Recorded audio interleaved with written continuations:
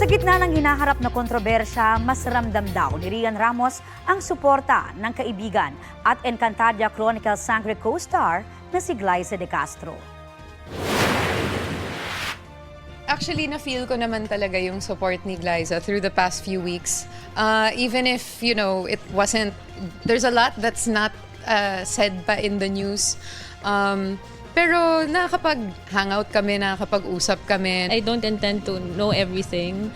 I respect her kung ano mang gusto niyong i-share sa akin, but I'm just here. I'm just here para to listen and to be with you.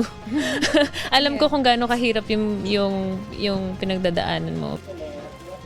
Sinabi nila yan sa MediaCon ng upcoming Girls Love film nila na I Felt It's Fine, na present ang inyong mare.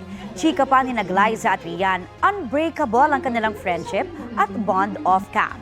Malaking bagay rin para kina Glyza at Rian ang baliktambalan nila na rastro sa I Felt It's Fine.